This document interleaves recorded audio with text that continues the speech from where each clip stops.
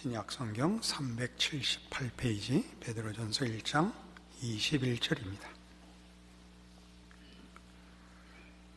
너희는 그를 죽은 자 가운데서 살리시고 영광을 주신 하나님을 그리스도로 말미암아 믿는 자니 너희 믿음과 소망이 하나님께 있게 하셨느니라. 너희가 진리를 순종함으로 너희 영혼을 깨끗하게 하여 거짓이 없이 형제를 사랑하기에 이르렀으니 마음으로 뜨겁게 서로 사랑하라. 너희가 거듭난 것은 썩어질 씨로 된 것이 아니요 썩지 아니할 씨로 된 것이니 살아있고 항상 있는 하나님의 말씀으로 되었느니라. 그러므로 모든 육체는 풀과 같고 모든 영광은 풀의 꽃과 같으니 풀은 마르고 꽃은 떨어지되 오직 주의 말씀은 세세토록 있도다 하였으니 너희에게 전한 복음이 곧 이 말씀이니라.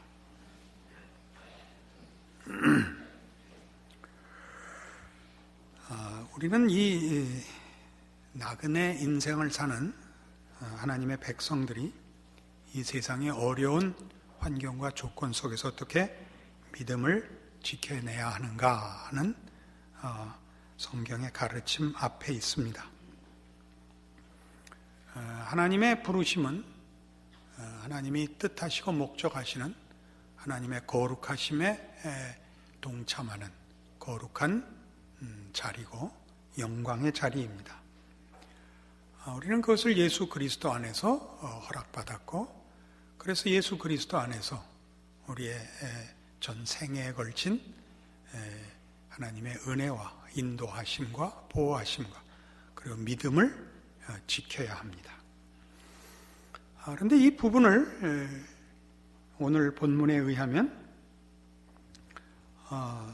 23절에 있는 것 같이 너희가 거듭난 것은 썩어질 씨로 된 것이 아니요 썩지 아니할 씨로 된 것이니 살아있고 항상 있는 하나님의 말씀으로 되었다라고 말합니다.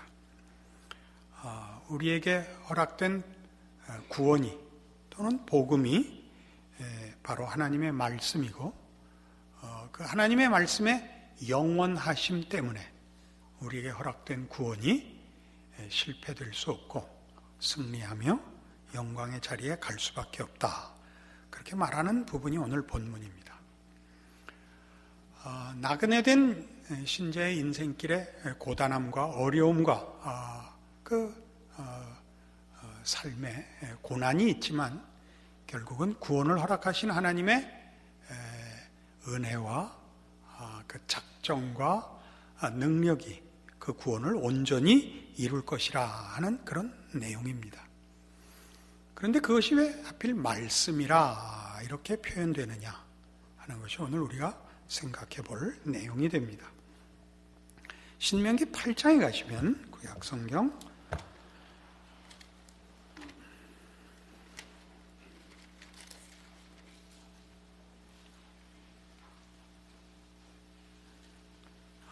구약성경 274페이지 신명기 8장 1절입니다.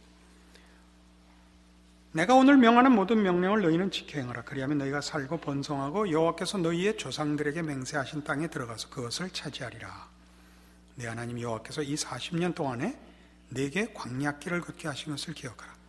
이는 너를 낮추시며 너를 시험하사 네 마음이 어떠한지 그 명령을 지키는지 아니 지키는지 알려 하심이라. 너를 낮추시며 너를 줄이게 하시며 또 너도 알지 못하며 네 조상들도 알지 못하던 만나를 내게 먹이신 것은 사람이 떡으로만 사는 것이 아니요 여호와의 입에서 나오는 모든 말씀으로 사는 줄을 네게 알게 하려 하심이니라. 여러 번 인용하고 있고 우리가 기독교 신앙을 이해하는 데서 중요한 내용입니다. 사람이 떡으로 살지 않고 하나님의 말씀으로 삽니다. 근데 여기에 이 대조는 사람이 떡으로 산다 하는 것은 그러니까 우리에게 능력이 있고 그 능력을 발휘할 에너지만 공급되면 된다. 그 떡이죠. 여기서는 그것과 대조하여 사람이 떡으로 살지 않고 하나님의 말씀으로 산다 할 때는 그 말씀이 사람이 먹는 육의 양식과 다른 영의 양식이라는 그런 대조가 아니고 인간 자신의 능력을 근거하는 것과 하나님을 근거하는 것과의 대조인 것입니다. 떡으로 살지 않고 말씀으로 살아서 육의 양식으로 살지 않고 영의 양식으로 산다. 그 대조가 없는 것은 아닙니다만은 이 부분에서의 중요한 대조는 인간이 근거이고 능력이 있고 실력이 있어서 필요한 것은 에너지만 공급하면 되는 그런 존재가 아니고, 우리 자신으로부터의 실력이나 무슨 뜻이나 의지의 싸움이 아니고 오직 하나님께 속한 것이라 하는 두 대조입니다. 그래서 이 말씀을 논할 때 이 대조가 여호와의 입에서 나오는 모든 말씀입니다. 그러니까 말씀을 따로 떼어서 개념화하지 마시고 하나님의 입으로 하신 말씀, 즉 하나님의 말씀, 그 말씀을 하신 하나님과 인간과의 대비인 것입니다. 그러니까 하나님의 은혜와 작정과 복주심으로 살지, 인간은 다 괜찮은데 에너지만 공급해주면 되는 존재가 아닙니다. 그러니까 하나님의 말씀이 우리에게 주어진다고 할 때도 그 말씀이 영의 양식이라 하는 것이 전혀 틀린 말이 아니지만, 말씀만 주시면, 깨닫게만 해주시면 된다도 아닙니다. 깨달음의 문제가 아니라 우리는 유한한 존재요, 피조물이며 게다가 죄인입니다. 우리에게는 기독교 신앙에 아무런 조건도 근거도 방법도 없습니다. 우리를 만드신 하나님, 우리를 구원하신 하나님이 우리를 만드신 작정과 구원하시는 목적과 내용이 우리에게 전부이지, 우리가 우리의 필요를 우리가 작정하거나 그 필요를 만들어내거나 우리의 계획과 뜻이 우리의 가치를 정하는 그런 존재가 되지 못합니다. 그래서 항상 있는 하나님의 말씀 또는 하나님의 입에서 나오는 말씀이라는 표현들은 중요하게 기독교 신앙의 유일한 근거와 또는 그 유지와 그 완성에 대한 성경적 선언이며 또 사실이요 진실입니다. 이것이 기독교 신앙을 있게 하는 겁니다. 하나님이 우리를 당신의 뜻대로 지으사 목적하신 것 때문에 우리가 만들어졌고, 그리고 거기서 이탈한 우리의 죄에 하나님이 구원으로 다시 찾아오사 하나님의 창조시에 가졌던 뜻을 이루려 하시는 그의 변함없으신 진실하심이 우리를 구원 얻게 하였고 다시 하나님의 자녀가 되게 했으며, 그렇게 시작하신 하나님의 뜻이 결국 우리에게 구원의 완성으로 승리로 하나님의 형상으로 지음을 받은 그 자녀의 마땅한 충만으로 나아가게 될 것입니다. 이런 사실은 성경의 이런 표현들을 보시면 더 잘 이해할 수 있습니다. 아모스 8장입니다. 구약성경 1283페이지.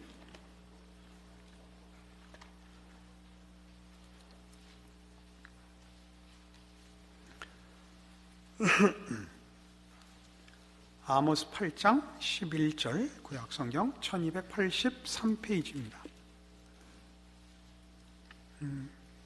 페이지가 조금 오차가 있는데요. 제 개역성경은 81페이지입니다. 1281페이지 11절. 주 여호와의 말씀이니라. 보라, 날이 이를지라 내가 기근을 땅에 보내리니 양식이 없어 주림이 아니며 물이 없어 가람이 아니요 여호와의 말씀을 듣지 못한 기갈이라.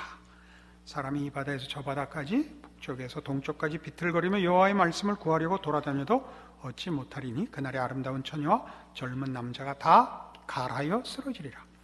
사마리아의 죄된 우상을 두고 맹세하여 이르기를 다나 네 신들이 살아있음을 두고 맹세하노라 하거나 브엘세바가 위하는 것이 살아있음을 두고 맹세하노라 하는 사람은 엎드러지고 다시 일어나지 못하리라.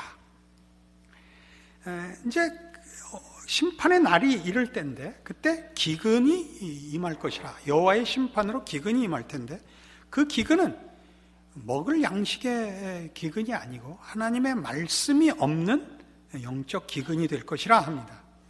이게 무슨 얘기냐 하면 북왕조 이스라엘의 멸망을 예언하고 있는 내용입니다. 이때가 아마 주전 기원전 755년경쯤 될 겁니다. 북왕조 이스라엘은 기원전 722년에 아수르에 멸망합니다. 그러니까 이스라엘의 죄악이 너무 커서 하나님께서 결국 이스라엘을 아수르에 넘기시는 셈입니다. 근데 그것을 여기 기근으로 표현하고 있는데 그 기근이 육적 양식의 기근이 아니고 여호와의 말씀이 없는 기근이라고 하는데, 아까도 우리가 신명기 8장에서 그 대조를 본 것 같이 여기서도 하나님의 말씀이 이제 넉넉지 않아서 우리의 영혼이 가라고 하나님의 인도하심과 은혜가 부족하다라는 개념보다 훨씬 더 원색적이고 직설적으로 하나님의 함께 하심이 이제 없어진다는 뜻입니다. 하나님의 말씀이 그 의미하는 바와 교훈이 없는 것이 아니라 그 말씀을 들을 수 없는 것은 하나님이 이스라엘 백성과 가까이 하시지 않고 떠나겠다. 그러니까 하나님이 이스라엘을 떠남으로써 이스라엘은 다른 나라에 멸망을 하게 되는 것입니다. 이걸 자꾸 어떤 그런 깨우침의 문제로, 어떤 의미와 그런 문제로 이렇게 이해하려고 하지 마시고 훨씬 더 직접적인 이해를 하셔야 됩니다. 그러니까 여호와의 말씀이라는 것, 그 말씀을 하여 우리를 깨우치고 교훈하고 책망하고 이전에 하나님의 가까이 하심과 그렇지 않음의 중요한 그 표현인 것입니다. 그러니까 항상 있는 여호와의 말씀, 오늘 우리 본문에서 보는 바와 같은 표현은 항상 지키시는 하나님입니다. 말씀을 빼고 하면 훨씬 더 쉽습니다. 그러나 왜 말씀이라고 하느냐 하면, 이것이 하나님이 기계적으로 우리를 보호하시고 물리적으로 지키신다는 개념이 아니라 인격과 인격의 차원에서 찾아오시며 간섭하시며 보호하신다는 차원 때문에 말씀이 되는 것입니다. 그러니까 우리가 천지창조만 해도 하나님이 말씀으로 창조하셨다라는 것은 천지창조가 물리적인 또는 생물학적인 차원에서의 근거를 가지는 것이 아니라 하나님의 인격적, 그러니까 신적 그 차원에서의 지혜와 또는 그런 인격이 배제된 논리, 과학의 차원보다 훨씬 크고 깊은 차원에서 천지가 창조됐다, 그런 의미입니다. 그러니까 천지 창조 속에는 그 예술 작품 같은 면이 더 크다 이거죠. 우리가 그림을 본다든가 음악을 듣는다든가 할 때 거기에 그것이 무슨 기계적인 부호며 또는 무슨 그런 기계적인 표현만 있겠습니까? 거기에는 그 그림을 그린 사람 혹은 그 음악을 만든 사람의 정신과 영혼의 깊이가 그 작품에 묻어날 수밖에 없듯이 천지 창조는 그런 차원에서 하나님이 말씀으로 창조하셨다, 그러는 것입니다. 그러니까 하나님이 말씀으로 우리를 찾아오신다, 하나님이 우리에게 말씀하신다 하는 것은 우리를 향하여 하나님이 다만 옳고 그른 것을 기계적으로 따지거나 또는 어떤 수준을 그런 다른 식의 뭐라 그럴까요? 그런 귀국한 지 오래됐는데도 왜 한국말이 생각이 안 날까요? 그런 의미인 것입니다. 그래서 하나님의 인격성은, 그 말씀에 나타나는 인격성은 이렇게까지 등장을 한다고요. 아주 재미있죠. 요한복음 1장 보세요. 설교하는 사람이 먼저 재밌어 하면 안 되는데 이게 참 재미있습니다.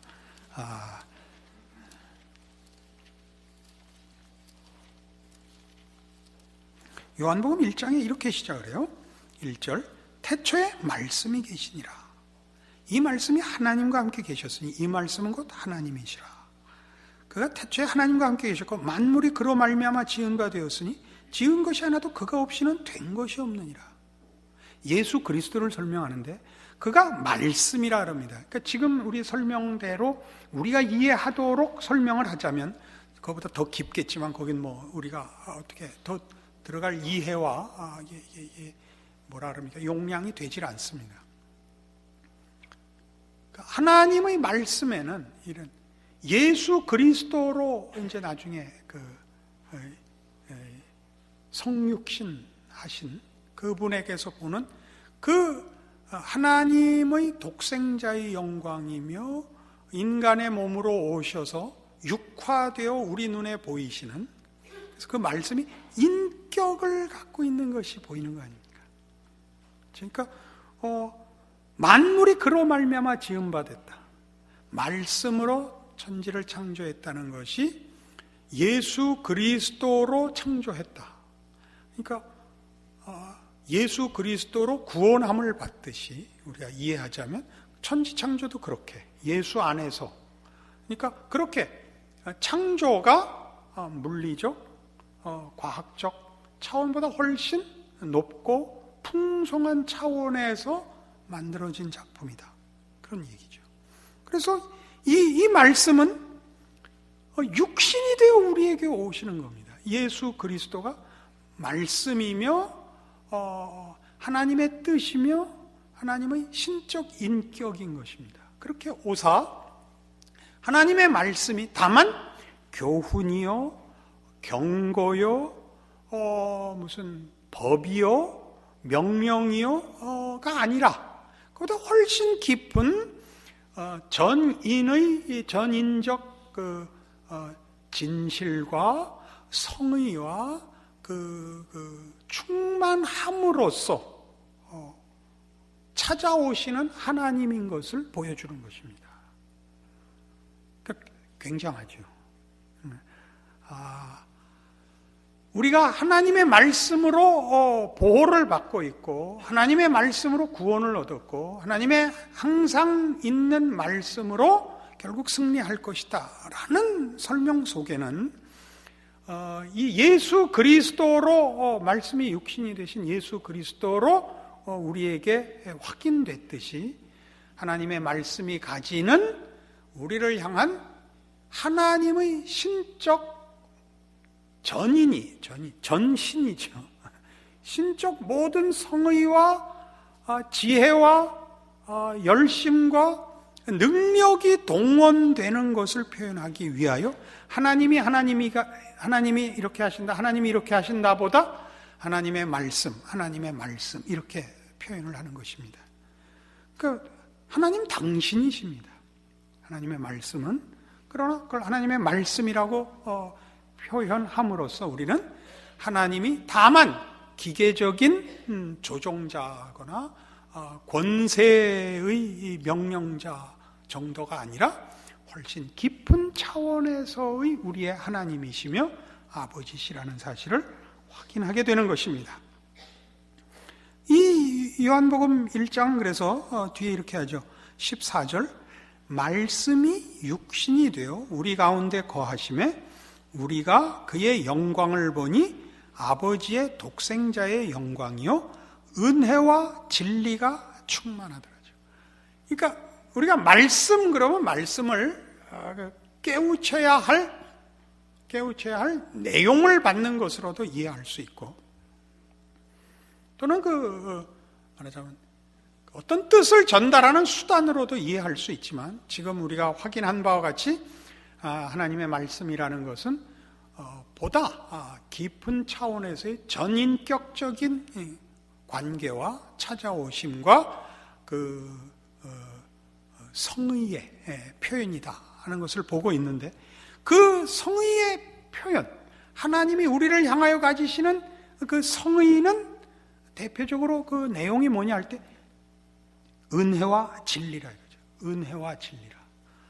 은혜라는 것은 우리를 향하여 가지시는 하나님의 무조건적이고 무한하신 열심입니다. 우리를 향한 하나님의 끝이 없는 애정입니다.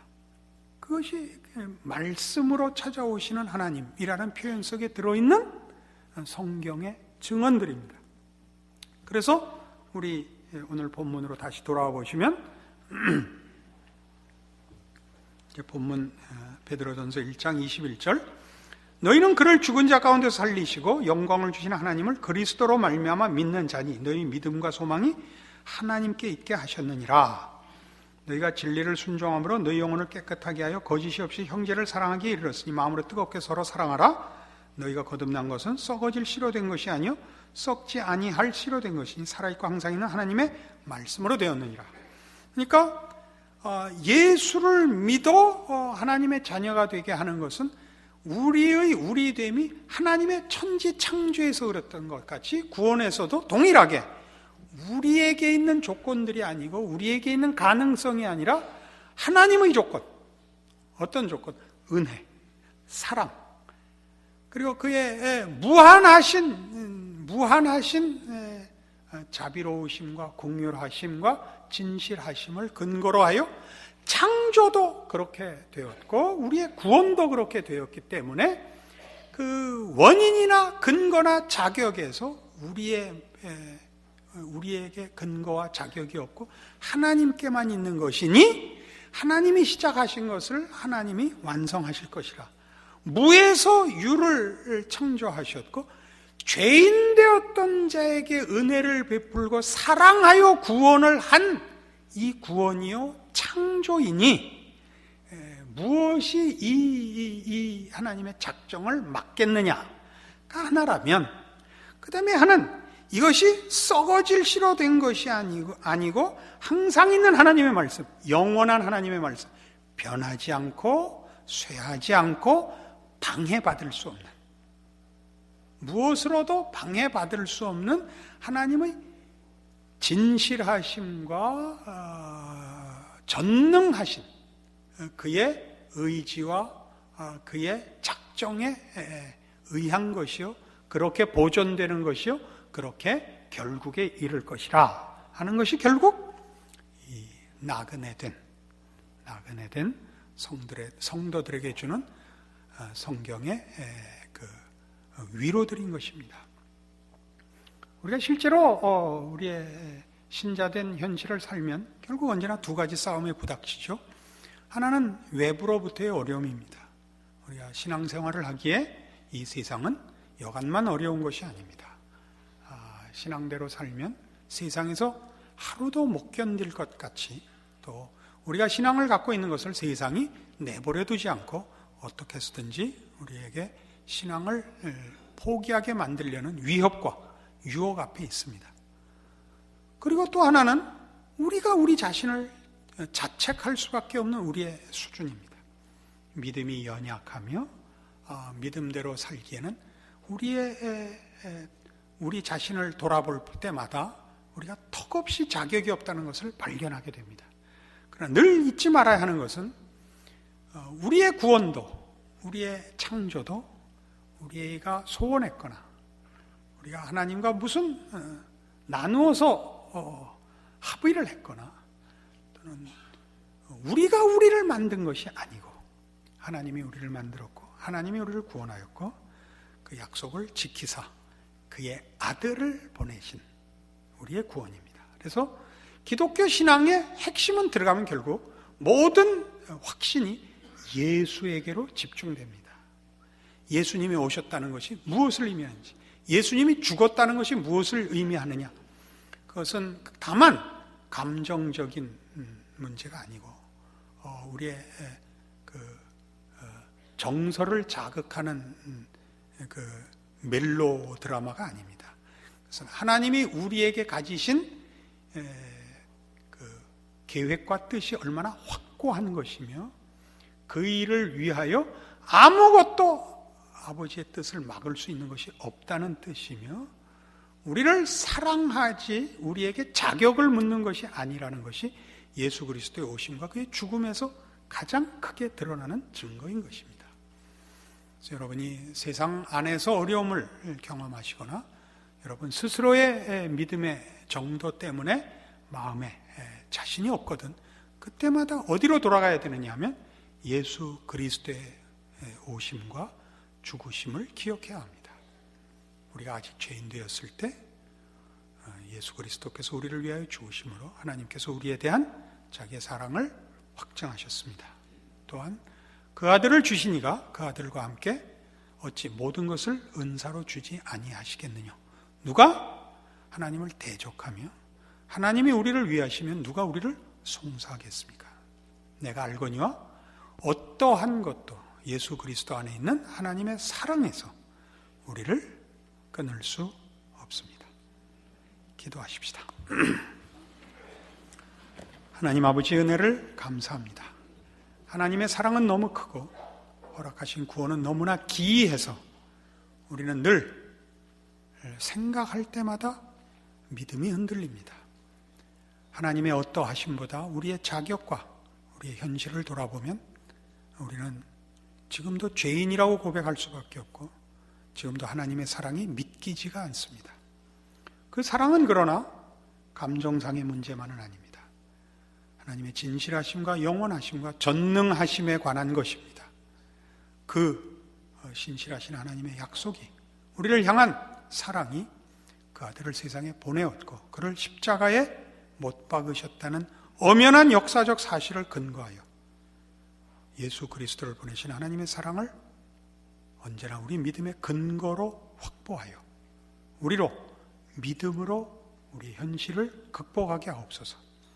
우리도 우리를 정죄해야 마땅하지만 아버지께서 예수 안에서 우리를 구원하셨고 지금도 사랑으로 지키고 계시다는 사실을 성경의 말씀으로 우리 마음판에 새기고 우리도 우리 자신을 사랑할 수 없고 믿을 수 없지만 하나님은 믿을만 하다는 사실로 믿음을 지키게 하사 그 아들을 보내신 하나님의 사랑이 어떻게 우리의 생애와 우리에게 허락한 구원에 넘쳐나는지 확인하는 복된 인생들 되게 하여 주시옵소서. 예수님 이름으로 기도합니다.